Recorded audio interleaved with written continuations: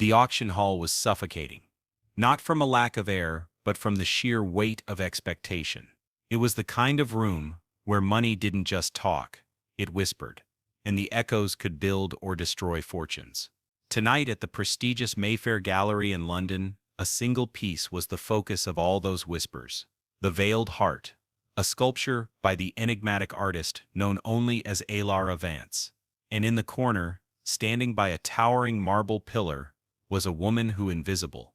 She was in her late 40s, with thoughtful, deep-set eyes and dark skin that seemed to absorb the gallery's soft light. Her hair was tied back simply, and her simple, dark linen dress was a stark contrast to the diamonds and bespoke suits that filled the room. This woman was Alara Vance, and she was about to be humiliated. The man approaching her was Julian Croft. Julian was the gallery's chief curator, a man who wore his position like a tailored suit, perfectly, and with utter disdain for anything he considered a loose thread. He'd been watching Alara for 10 minutes, his brow furrowed. She didn't belong.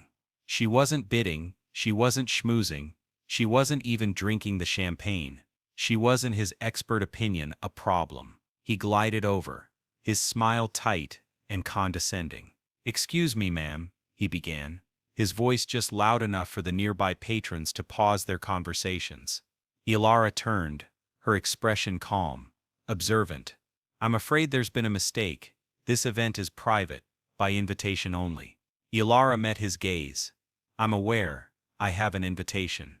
Julian's smile faltered, replaced by a flicker of annoyance. "Really?" He looked her up and down, a gesture that was both swift and insulting. "Perhaps you're with the catering staff. Their lounge is downstairs." The quiet humiliation was a familiar sting. It was the assumption, the instant dismissal. "No," Alara said, her voice soft but firm. "I am a guest." Julian's patience snapped. He saw her not as a guest, but as an intrusion, a stain on his perfect high-profile evening. "I will have to ask you to show me your invitation." Now, Alara simply shook her head. "I don't have it on me." Julian's eyes lit up with a cold, triumphant victory. "Then I must ask you to leave. Immediately." The patrons nearby were watching now, their faces a mixture of curiosity and mild amusement. This was the opening act of the night's entertainment. But as Julian signaled for security, neither he nor anyone else in that room could possibly know that the woman they were throwing out was the very reason they were all there. If you believe that a person's worth is defined by their character, not their appearance, make sure to hit that subscribe button. We have so many more stories to share with you. Julian felt a bead of sweat on his brow, but he'd handled situations like this before. Gatecrashers were a nuisance, and this one, so calm, so defiant, was particularly irksome. "We don't want to make a scene, do we?" he hissed, leaning in slightly. "Leave quietly, and we can forget this unfortunate incident." Alara stood her ground, her hands clasped loosely in front of her. "There is no incident, Mr. Croft. You are creating one." His name on her lips startled him. How did she know his name? He dismissed it. She probably read it on a placard. Two security guards, burly men, in sharp black suits, were now flanking him. "Sir?" one of them asked, looking at Alara. Julian gave a sharp nod. "Please escort this woman to the service exit." As the guards stepped forward, a young woman in a gallery blazer, an intern named Sophie, rushed over, her face pale with panic. "Mr. Croft, wait," she whispered frantically, tugging on his sleeve. "Sir, please. I think you—" Julian swatted her hand away, furious at the interruption. "Not now, Sophie. Can't you see I'm handling a delicate situation?" Sophie looked past him at Alara, her eyes wide with a dawning horror. She had spent the last 3 weeks researching the artist. She'd seen the one blurry photograph that existed online. "But sir, that's—" "Handle it." "Julian." A sharp voice cut in. Lady Alistair, the gallery's owner, was watching from her private balcony, her expression unreadable. Julian flinched. A public directive. He had to end this. Get her out. He ordered the guards.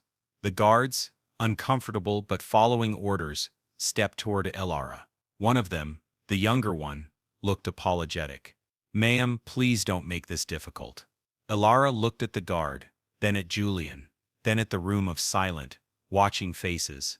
She saw the judgment, the dismissal, the quiet satisfaction on some faces that the order of their world was being restored. And in that moment, a profound sadness settled over her. Not for herself, but for the masterpiece sitting 20 feet away, the one they were all here to see, the one they would never understand. "Very well," she said, her voice barely a whisper. She turned and began to walk toward the exit, the guards following closely. The room breathed a collective sigh of relief. The unpleasantness was over. Julian smoothed his suit, regaining his composure. He strode to the polished mahogany podium at the front. The lights dimmed, and a single brilliant spotlight hit the velvet-draped object on the center stage. "And now," Julian began, his voice booming with practiced charisma, "the moment we have all been waiting for, a piece of singular genius, a sculpture that captures the very essence of human longing. I present to you the Veiled Heart." An attendant pulled the velvet cloth away. The sculpture was breathtaking. It was a human form, carved from a single piece of dark, polished serpentine stone, but half-shrouded by a delicate, lace-like veil carved from white, translucent marble. It was a technical impossibility, a miracle of artistry. The crowd gasped. "The artist," Julian continued, reading from his notes, "the utterly reclusive Elara Vance, has stated that this piece represents the profound grief of a love lost, the veil separating the living from the memory of the dead. It is a monument to sorrow." He paused for effect, letting the weight of the words settle. "Bidding," he announced, "would start at £3,000,000. In the back of the room, near the heavy oak doors, Elara had stopped. She turned, her face shadowed, and her voice cut through the silence of the hall. It wasn't loud, but it was clear, and it carried the weight of absolute authority. That's not what it means at all. The silence that fell was instant and absolute. It was as if someone had sucked all the air out of the room. Julian froze, his hand still raised in a dramatic gesture. Every head turned to the back, to the woman in the simple linen dress, flanked by two bewildered security guards. "What did you say?" Julian stammered, his face draining of color. Elara took a step forward, back into the light. "I said," she repeated, her voice stronger now, "you're describing my work incorrectly. The veil isn't grief, it's patience." She walked slowly toward the podium, and this time, the security guards didn't stop her. The crowd parted as if by magic. She stopped just short of the stage, looking up at the man who had tried to throw her out like trash. "You see it as sorrow, Mr. Croft," she said, her voice resonating with a quiet power. "You see it as a barrier. You see it as an end. You fail to see that the veil is thin. It's not separating the living from the dead. It's separating the present from the future. It's not grief. It's hope. It's the patience of knowing what is on the other side is worth waiting for." Julian's mouth opened and closed. He looked at his notes, then at Elara, then at the sculpture. His mind was racing, trying to connect the impossible dots. Who was this woman? How could she speak with such ownership? From the side, the intern, Sophie, stepped forward, her voice trembling but clear. "Mr. Croft," she said, holding up her tablet, "I tried to tell you, this is Elara Vance." The words dropped into the room like a bomb. A wave of murmurs, gasps, and frantic whispers erupted. "That's her? But she never appears." A man in the front row, a prominent art critic named Eris Thorne, who had been watching the entire exchange with a frown, slowly stood up. He wasn't looking at the art. He was looking at Elara. "My God," he breathed. "It is." Julian's world tilted. His blood ran cold. He looked at Elara, really looked at her. For the first time, he saw the quiet confidence, the deep, knowing eyes, the hands of a person who works, who creates. He saw the woman whose art he had just profoundly misrepresented, the woman he had just tried to eject from her own triumph. His face, just moments ago, so full of smug authority, crumpled. There must be some," he stammered. A mistake? Alara finished for him, her voice devoid of malice, filled only with a quiet, piercing disappointment. Yes, there has been. You assumed, Mr. Croft. You looked at me, and you decided I was not supposed to be here. You judged my dress, my skin, my presence, and you found me unworthy of the invitation I received. From the balcony, Lady Allister descended the spiral staircase, her face a mask of cold fury. She didn't look at Alara, she walked directly to Julian, who was still frozen on the podium. Julian, she said, her voice dangerously calm. You had one job tonight. To honor the art. To honor the art. Lady Allister, he pleaded. I didn't know, how could I know? That Lady Allister cut him off, is precisely the problem. You didn't know, and you didn't ask. You didn't inquire, you assumed. She turned to the room. My apologies, ladies and gentlemen. It seems we have a curator who is more interested in policing our guests than in understanding the very art he is paid to represent. She turned back to Julian. Julian, my office. Now it wasn't a request. It was a verdict. As Julian stumbled off the stage, his career in ruins, Lady Allister turned to Alara, her expression softening instantly. Miss Vance, Alara, can you possibly forgive this gallery? Forgive me. Alara looked at Lady Allister, then at the stunned faces in the crowd. She saw shame. She saw embarrassment. But most of all, she saw a room full of people who had been complicit in their silence. They had watched her be humiliated, and not one of them, save the young intern, had said a word. Alara walked past Lady Allister and stepped onto the podium herself. She stood next to her creation, the veiled heart, and placed a hand on the cold serpentine stone. The room was deathly quiet. My name is Alara Vance, she said. Her voice, unamplified, filled the hall. I am the woman you just watched being escorted to the service exit. I am the woman Mr. Croft assumed was a catering assistant. She paused, letting the words hang. You are all here tonight to bid on my work. You are prepared to spend millions of pounds to own this piece. But you just proved that you do not see it. You do not see me. She looked directly at Eris Thorne. The critic, Mr. Croft, said this piece was about sorrow, about an end. I told him he was wrong. This piece, she said, her voice thickening with an emotion she rarely showed, is about the patience of being unseen. It's about standing in a room full of people who are looking at you, but never seeing you. It's about knowing your own value, even when the world around you tells you that you have none. The silence was heavy, charged with shame. People shifted in their seats. Husbands and wives exchanged uneasy glances. This was no longer an auction. It was a reckoning. You cannot buy a piece of my soul, Alara continued, and hang it on your wall as a trophy when you would not welcome the soul who created it into your room. Lady Allister stepped forward again, her face pale. Miss Vance, please, what can we do?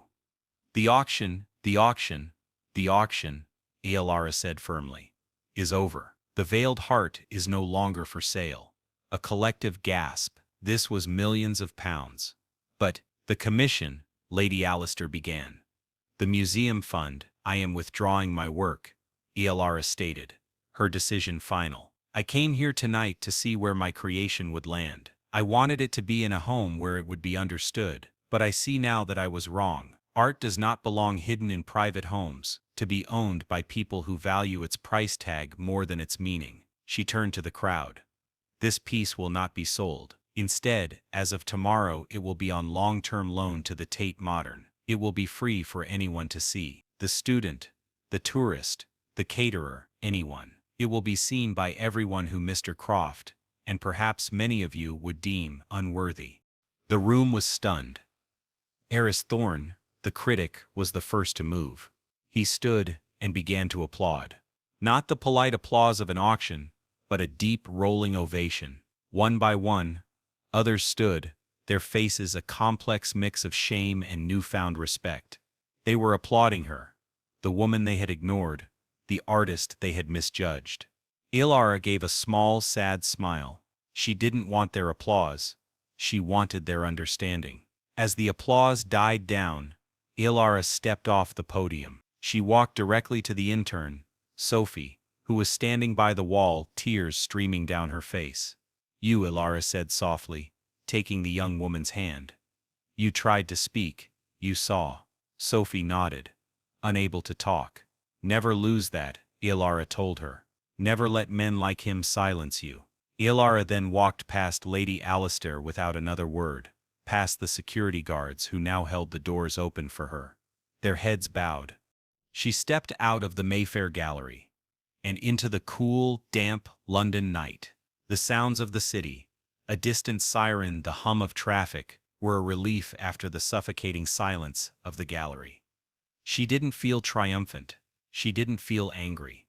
She felt tired. But as she walked toward the embankment, she thought of her sculpture. She imagined it in the large, open hall of the Tate, bathed in natural light. She imagined a young girl, much like she had been, looking up at it, her eyes wide with wonder. A girl who might also feel unseen. And in that sculpture, she would see the veil. She would see the patience. And she would understand. She would know she wasn't alone. Ilara pulled her simple linen coat tighter. The night was cold, but she felt a warmth spreading from her chest. Justice wasn't about watching a man get fired. Justice was about reclaiming her story. And tonight the veiled heart finally had its voice. A few weeks later, Ilara stood in the Tate Modern, indistinguishable from the other museum goers. She watched as a group of schoolchildren gathered around the veiled heart. Their teacher was explaining it.